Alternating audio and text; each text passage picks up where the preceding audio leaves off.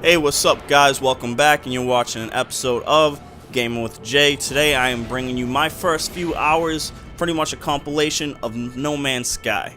So, this game is huge. It is absolutely huge. The scope is just massive. Any star you can see, you can go to it. It's not a backdrop, it's real. As you see right now, I'm going on to, this might be like the 4th, maybe 5th world I've visited. You come from outer space and you just come plummeting down. It's awesome. You can fly anywhere you want to go. And right now, I'm just looking for a good place to land, because I can land pretty much anywhere except in the water right there. And you can just go exploring on foot. There's hazards. There's so much to do. You can look for things to explore, like caves. You can make your own underground things for shelter, different things like that. You find animals, and we'll get into it later. But everything that you learn about the planet, you can also turn around and upload that onto a server, so if anyone else finds that planet, one, you get monetary gain, and two, say if you name the planet after yourself, they'll see that, and it's kind of pretty cool. So we're landing right now. This is pretty much an outpost. There's usually an alien inside, like a trader or something. As I land, it tells you the stats, whether the planet's usually hostile, if it has a good environment or not. A lot of times it's not a good environment. That's what's been happening lately. As you get in further into the galaxy, the planets do seem to get more and more hostile.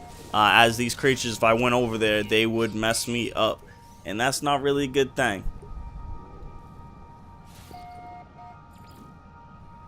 Originally, I had planned on doing a walkthrough from Jump Street, like right when I got boots on the ground. And I had that recording, and I deleted it. It was a terrible new move. I was so pissed. Like, I was depressed for about 2 hours, man. Like, I was really pissed that I made such a new move and I lost this gameplay. But my boy is also doing a No Man's Sky playthrough, and you can check him out because he just put a video out yesterday. It's really cool, and it was just as soon as he got into it, boots on the ground. His name's Dookie Bomb. I'll put a link to his channel in the description of this video. Y'all should really go and check him out. And basically what I just did was save the game, because at these little outposts you can save the game. And like I said, here's a little merchant inside, and we can talk to him, see what he has, and see what he's willing to give us. And the cool thing about this game is you don't always know what people are talking about. You got to find these little totems throughout the world and literally learn word by word of, you know, different races, because everyone has different dialects and different languages and stuff. So you can just talk to him and see what he has. And normally if you give him something, you'll get something in return. Most of the time the aliens are pretty nice. I haven't met, you know, anyone that outright try to screw me over or anything yet.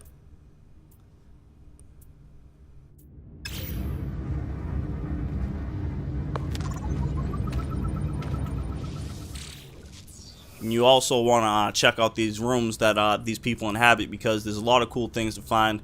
I look in there and I get that, and now, you know, they like me more. I don't really know what that creature is, but y'all like me, I'm down with it. So I look in this little box, and it's a new burner. I'm like, oh my god, because I already got one burner, and it's not the one you start with, so mine's on top. That's the new one, but it turns out my gun is actually better than the one that I could buy, so I was like, forget that.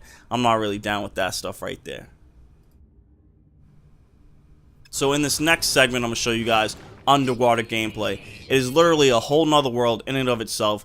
Things to explore. There are carnivorous creatures down here that will attack you, as you'll see in a moment. I'll show you on these piranhas that really try to get me at some point later on. This also is toxic, this world, so it's not really the best place to go swimming. There are beautiful, lush environments, but we're not going to talk about that because that's kind of the footage that I lost. So we're going to skip on to something else right now. But definitely check out the underwater if you get the chance. So in this clip, I was like, let's get out of this planet. I'm sick of, you know, everything being toxic. So pretty much no loading times in this game, guys. As I left this planet, I can go from that planet straight into outer space and go looking for another planet. All seamless transition.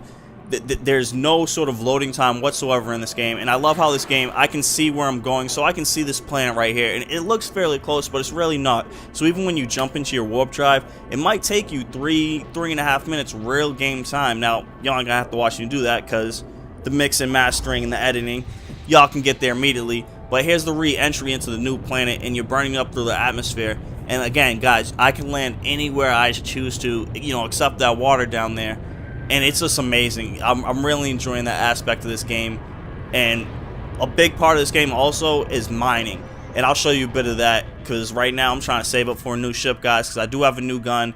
And you know, I do have more slots in my suit, so getting a really good ship is the next thing I'm working towards, and I'm gonna show y'all exactly how I'm trying to do that. Radiation protection. So as I'm on the ground this new planet, even though these plants may look insignificant, they're really not. You really should record everything that you see and capture it down, because as I told you before, it earns you money. And money is king, especially when you're broke in a universe that you're not familiar with. And if you see any of these little monoliths around, guys, always go to them, because they're very important to increase the story, because there is a story in this game. It's kind of loose. You don't know what's going on yet. All you know is you got to try to get to the center of the universe. But when you see those monoliths, definitely go.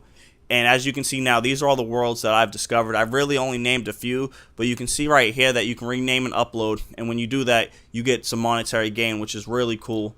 And I really recommend that. And you also can name any plant you discover, any creature. You can name anything and everything. So play to your heart's desire. It's really cool. And with stuff like this, guys, with these monoliths, you learn bits and pieces of people's language. So right now, you're going to see I learned a new word. And over here, I learned another new word. And you just got to keep adding to that until eventually when you talk to other people, you know, you can start knowing what they're saying instead of guessing and just hoping for the best. Now, as I told y'all, I'm about this money. So right now, do y'all see this? It's a big, giant gold pillar. And I don't know if y'all know this, but I love gold in this game. So anything golden, I'm going to mine the shit out of it. So right now, I'm going to take this whole thing down to nothing, because what I do, I take this gold and I flip it and I sell it back to vendors, because I'm trying to get this really cool ship that I saw, man. And this ship costs 1.5 million, I believe.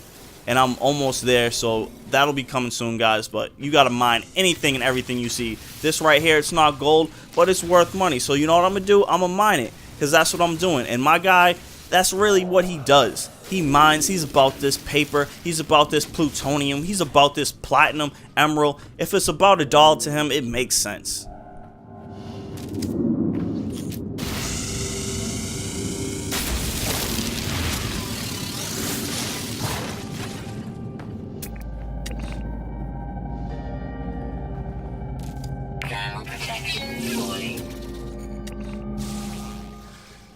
At this point, I was just trying to log everything, get everything into this journal so I can eventually get more money when I upload it to the server.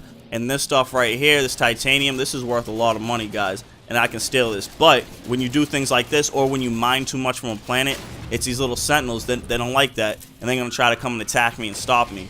But I'm about that dollar, so I'm not going to let that stop me. I'm using my blaster. I'm just going to keep ignoring this sentinel. He can shoot me, but I got shields. You know, I got a little bit of health. So I'm just going to keep getting this so I can sell it back to these people later. And I'm going to reload after this. And once this thing explodes, I'm going to give this sentinel this work.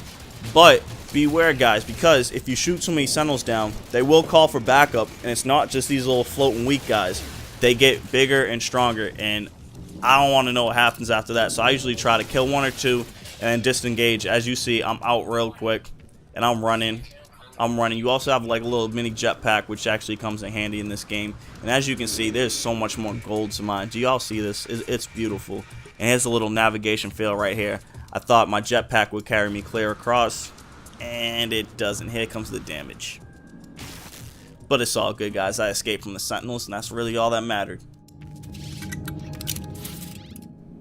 Ah, man, I forgot to tell y'all. I tell y'all I mine gold? I don't know if I did. Yeah, I mine gold. Y'all see how much? Woo! Woo! Look at this money, man. Money. Look at that money. Yes. Now, if you're ever in space and you see a big space station, definitely go to it, guys, because I'm going to show you what's up. It's really cool when you come in here. So after you come in here, it's autopilot, because I thought I was going to crash into these walls, man. So it autopilots you in here. That's pretty cool. And as you land, you see all these other little spaces. Those are other NPCs, non-playable characters that come by with ships, and you can offer them money for their ships. So when I was in the market for a ship, I was looking at everything, and I was like, oh shit, this looks dope. Let me look at it. But it turns out it's not really the ship I need. Like, this ship's more for actual space combat, and I'm not really about that, because I've only been in space combat once, and they got my ass. So now whenever they're like, yo, other ships are approaching, I actually just leave the sector. I'm like, I'm out. I'm actually looking for a ship that has a bunch of space, because I mine a lot, and I need to get a lot of space to hold my gold, to hold my titanium, my plutonium, so I don't have to make so many trips back and forth.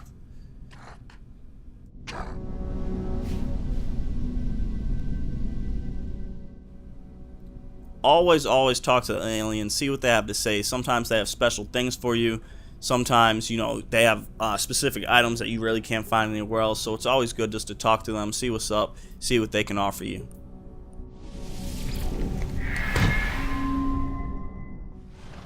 Now, I told you guys it's always good to talk to people.